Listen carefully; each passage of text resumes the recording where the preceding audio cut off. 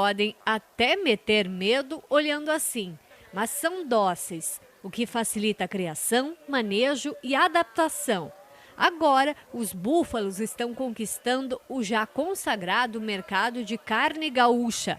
Por ser rústico, o animal é resistente a doenças e carrapatos, exigindo menos medicamentos veterinários. Se adapta bem ao pasto e chega ao abate em 18 meses. Empurrando o bovino, vem empurrando a pecuária para as áreas mais marginais. E isso aí, então, acaba deixando para o bovino aqueles campos menos favoráveis, não campos tão finos. E isso é a nossa grande vantagem com o búfalo, que ele tem uma grande adaptação e uma grande capacidade digestiva para desdobrar os pastos mais grossos. E aí a nossa grande vantagem que principalmente o nosso capim anone, que é um grande problema no Rio Grande, um grande problema no Pampa, é o manjar dos búfalos e eles comem com maior prazer. No Rio Grande do Sul são cerca de 800 criadores e 90 mil cabeças. E a carne tem ganhado destaque na alta gastronomia e já vem sendo comercializada em grandes centros comerciais. E o preço, vou te contar, às vezes até menor do que a carne bovina. A carne tem menos marmoreio, a gordura entremeada, até 12 vezes menos. A metade do colesterol da bovina, 55% menos calorias e mais proteína. O leite também pode ser aproveitado para queijos, por ter o dobro do teor de gordura do de vaca. O seu Delfino é suspeito a falar.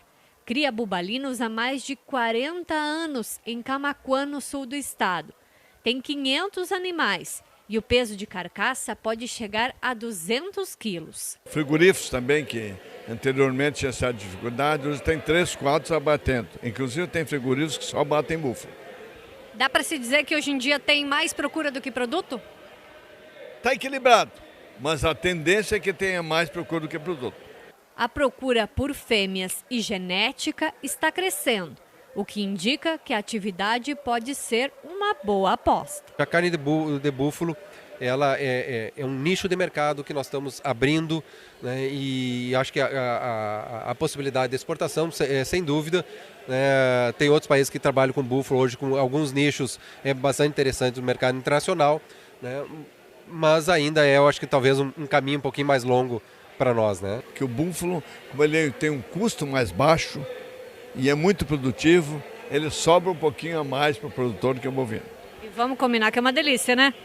Excelente. A tua palavra vale muito mais do que a minha, tá bom? Obrigado. Olá, meu nome é Tamires e eu irei falar sobre o manejo nutricional dos bubalinos. Primeiramente, irei diferenciar manejo nutricional de manejo alimentar. O manejo nutricional trata do entendimento dos diversos nutrientes no alimento que o animal ingere. A alimentação trata dos próprios alimentos ingeridos pelos animais, para que possam nutrir-se, objetivando as funções produtivas e reprodutivas. Meu nome é Wender e eu vou dar continuidade ao assunto de manejo nutricional, destacando agora a importância dos nutrientes. Como outros ruminantes, os búfalos têm capacidade de converter alimentos de baixa qualidade em energia e demais nutrientes necessários à sua manutenção. Visando a produtividade animal, a digestão e o melhor aproveitamento das proteínas estão intimamente relacionados.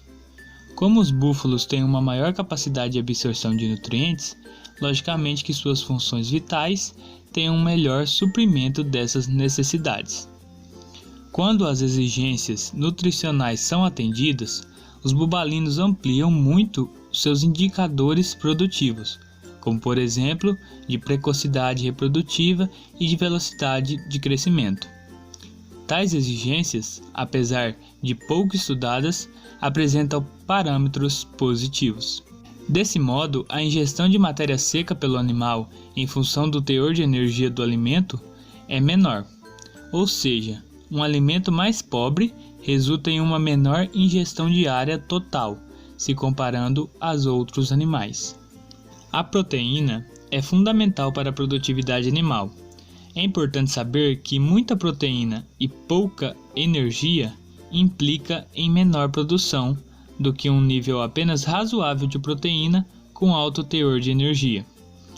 As proteínas são alimentos complexos formados por uma cadeia de substâncias denominadas aminoácidos, que por sua vez desempenham funções diversas no organismo.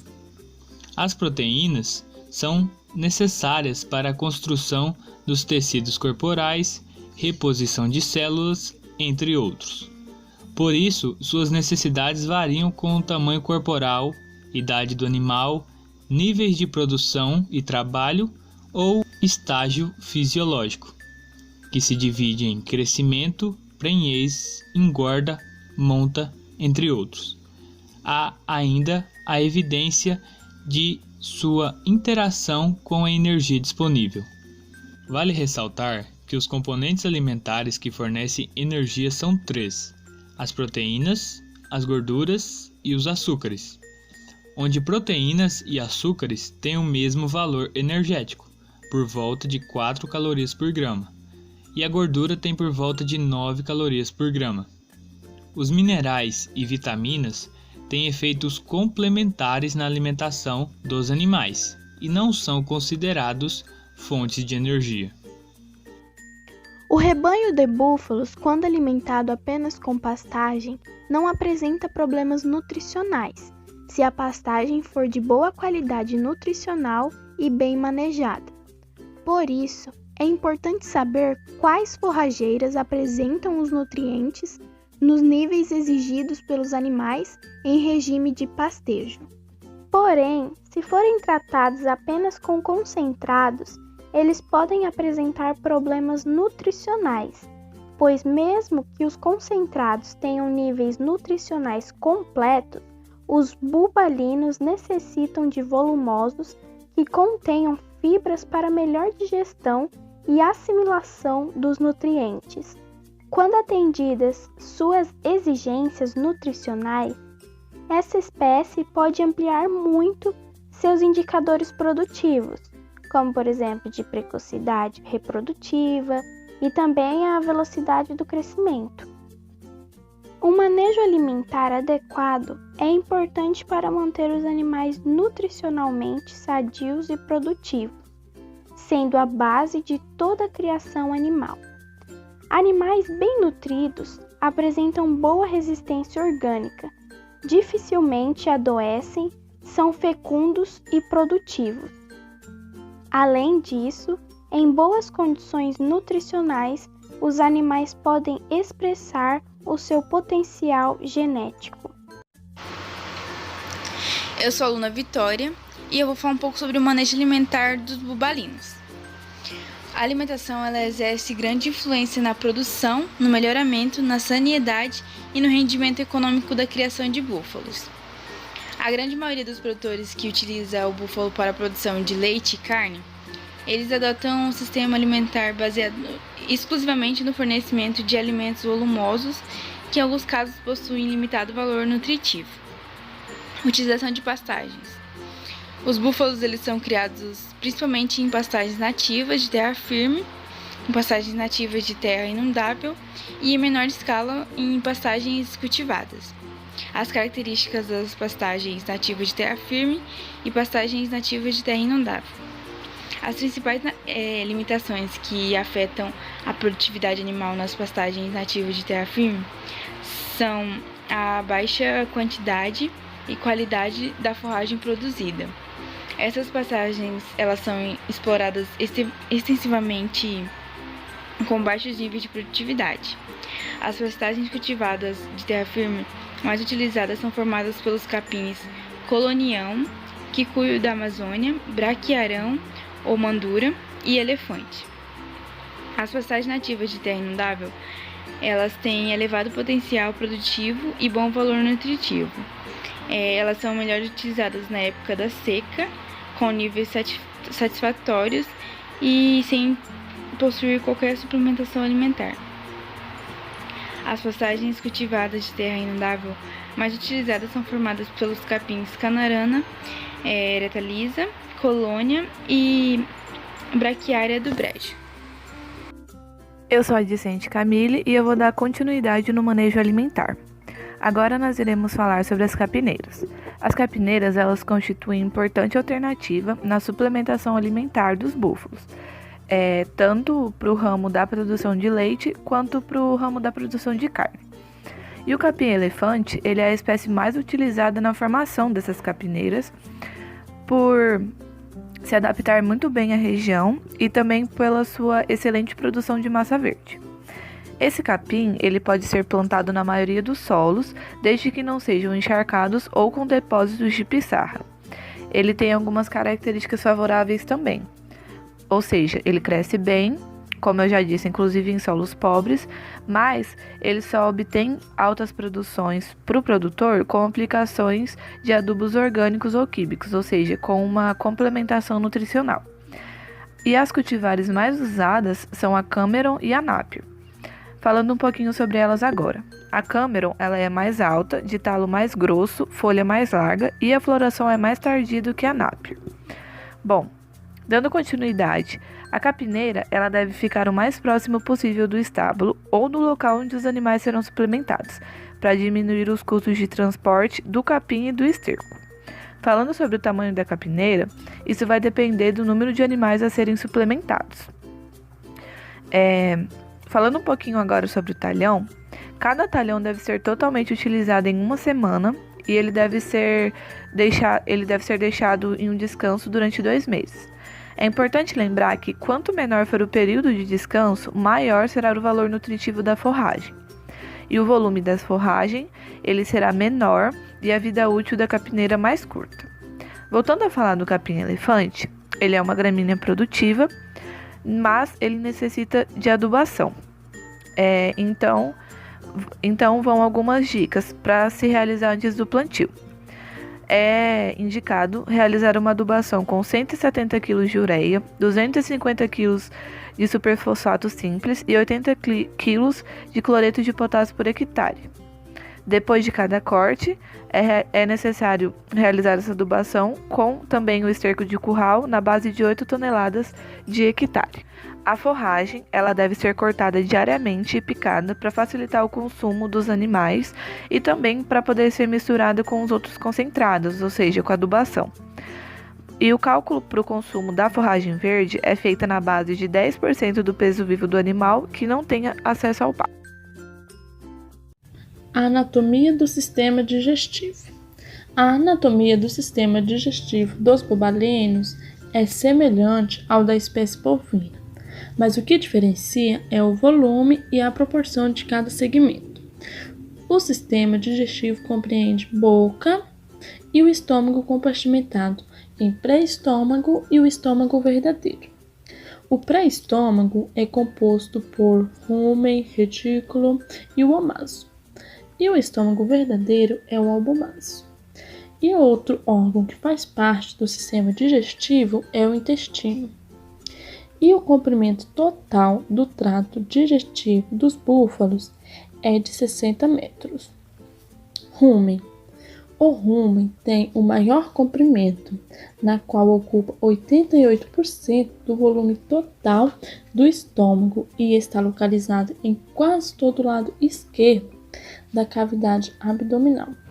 Então, a partir dessas características, permite uma capacidade de armazenamento ruminal de até 10% a mais em relação à espécie bovina.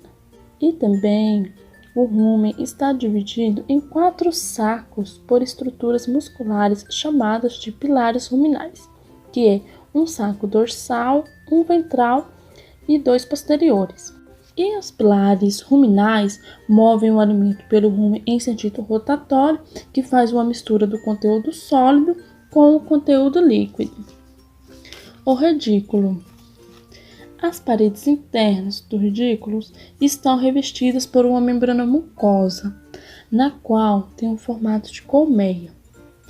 E também esse órgão ele é maior em relação ao da espécie bovina e apresenta um movimento constante em sintonia com o rumen.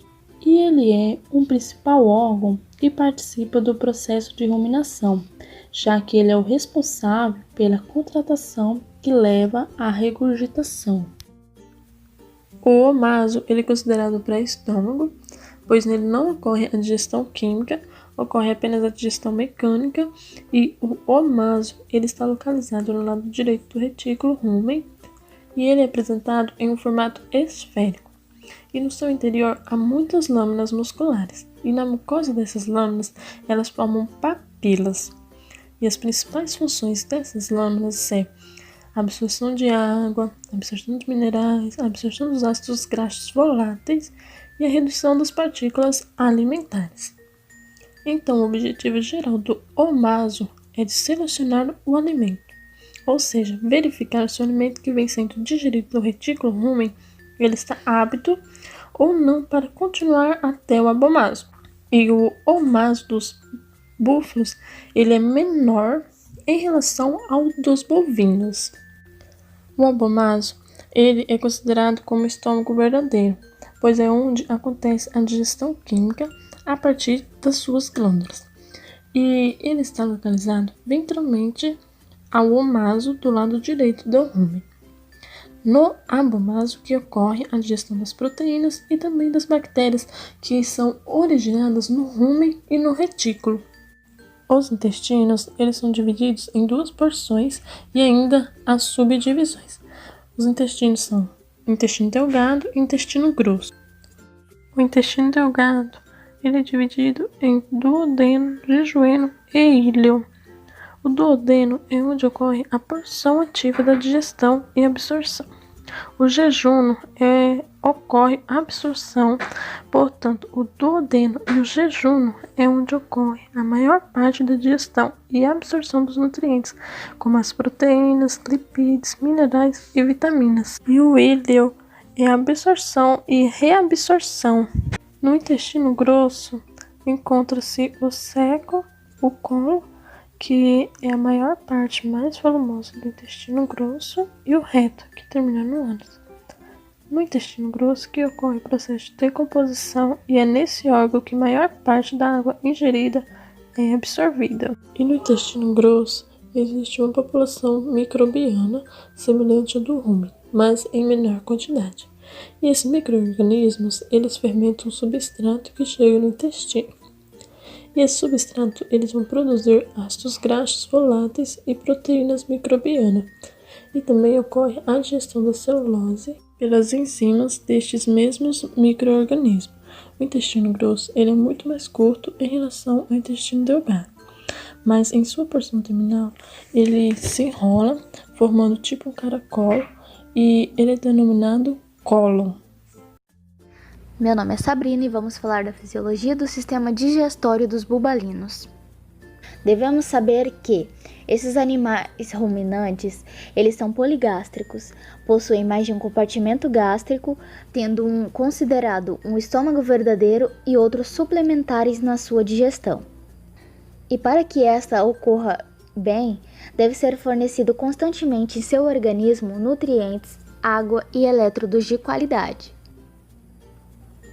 No processo de digestão principal, existem duas fases, essas que passarão pelos seus órgãos principais, que são boca, retículo, rumen, omaço, abomaço e intestino. Na primeira, logo após a mastigação, as partículas seguem para o retículo, que ou movimentará essas partículas para o rumen ou vai retornar para a boca, num processo de regurgitação, caso as partículas não tenham sido devidamente digeridas, quebradas em pequenas partículas. Então, caso elas voltem à boca, no processo de regurgitação, elas vão ser novamente mastigadas e levadas por outro sistema para o omaço, numa forma conhecida como deglutinação, que seria a volta do alimento para o estômago. Conclui-se assim que a regurgitação seria o processo que o alimento volta da boca logo após passar pelo retículo, ou seja, seria boca, retículo e boca novamente. E o processo de deglutinação seria a continuação desse processo, onde após essa regurgitação, o alimento se dirige para as próximas etapas do omaço, abomaço e intestinos para o fim da sua digestão. A função da boca é realizar uma mastigação lenta, para que assim as partículas sejam quebradas em várias partículas menores, ou seja, para que haja uma boa fragmentação. Para que haja essa fragmentação, é exercida uma força concentrada sobre este material que está sendo mastigado. A boca também é fundamental para a absorção de água e ácidos graxos voláteis, junto com a alimentação, além de ser a principal fonte de ingestão de nutrientes. A língua, por meio de uma fermentação para os micro-organismos, mistura a saliva e esses micro-organismos para que haja uma quebra enzimática no alimento e assim ocorra a fermentação do mesmo. Quando a boca manda o alimento fragmentado para o retículo, ele responsabiliza-se por ingerir e mandar para o rumen as partículas que já forem degradadas minuciosamente, ou ele voltará no processo de regurgitação o movimento da alimentação. Ele também é fundamental para a eructação, ou seja, a liberação de gases. Esses gases são fundamentais para serem liberados, pois senão pode ocasionar doenças como meteorismo e timpanismo, que são muito comuns pela prisão de gases no trato digestório do animal.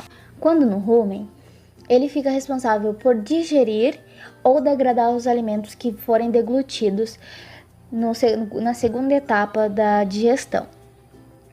Ele também fica responsável pela fermentação, pois lá é onde ficam os seus organismos enzimáticos, as bactérias, fungos e protozoários, que dependem muito, principalmente de alimentos fibrosos, pois ajuda essa flora bacteriana com a capacidade de fermentação.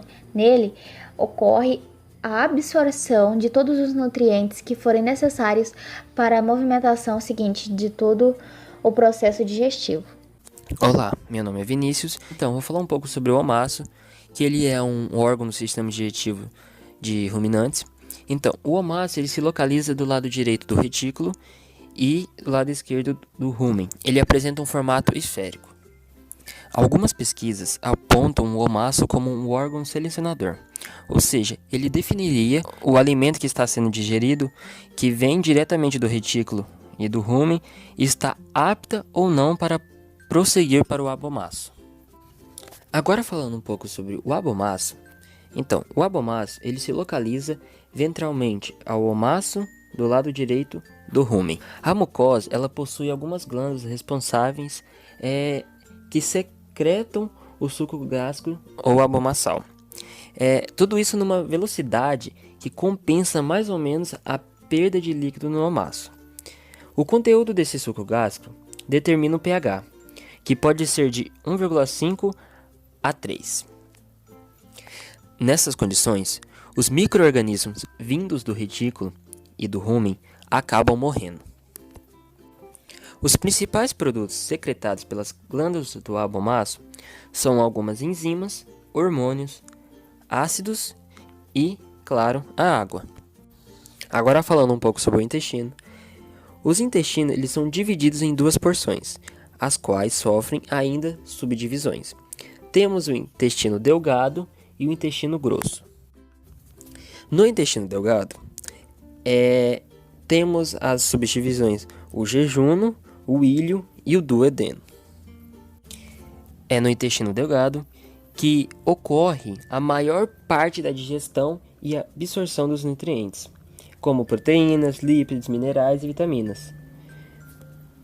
As paredes internas do intestino delgado são revestidas por inúmeras projeções papilares chamadas vilos ou vilosidades, que servem para aumentar a superfície de absorção desses nutrientes.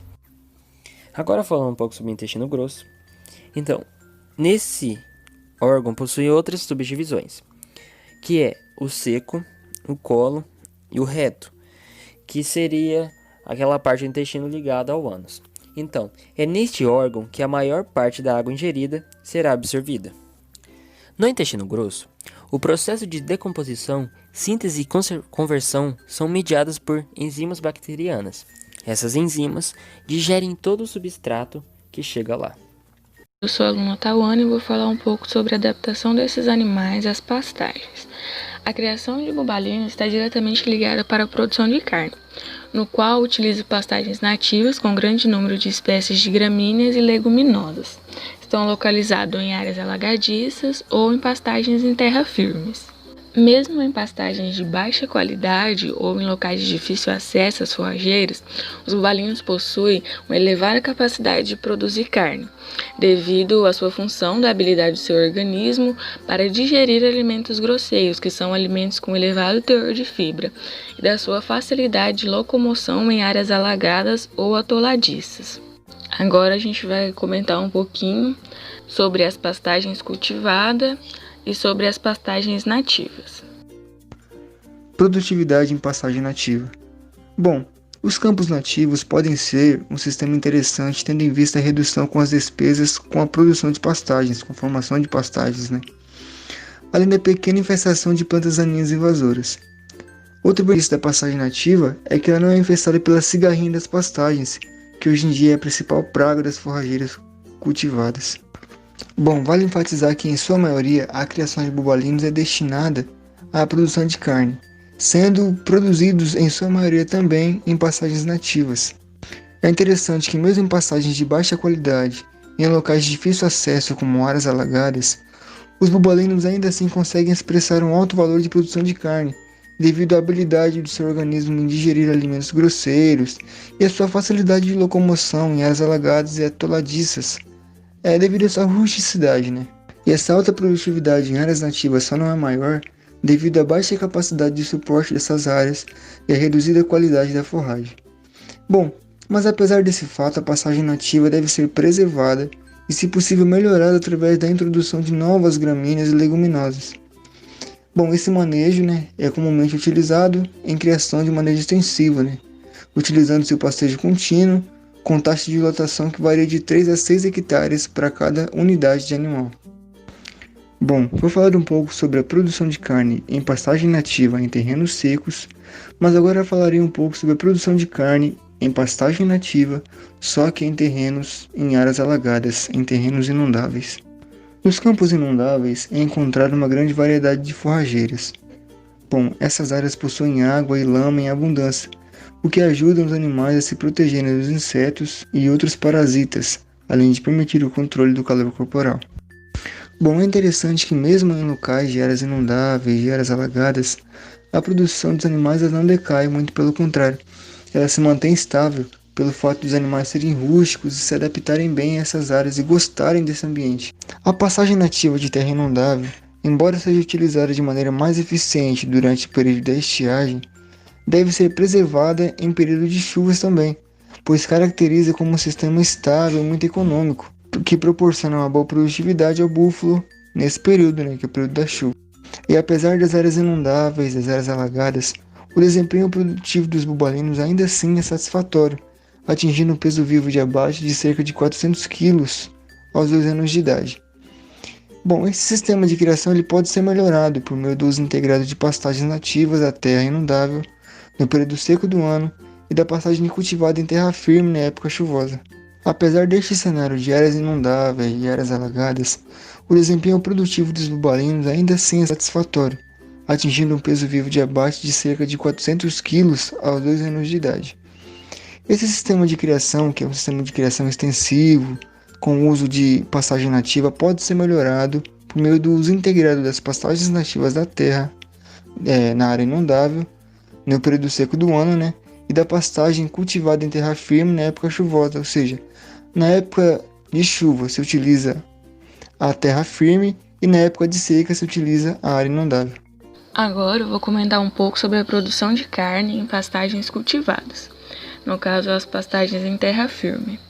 Bom, a criação de búfalos em pastagens cultivadas pode ser feita essencialmente com as gramíneas colonhão, branquearão, antropógon, quicuio da Amazonas, dentre outras.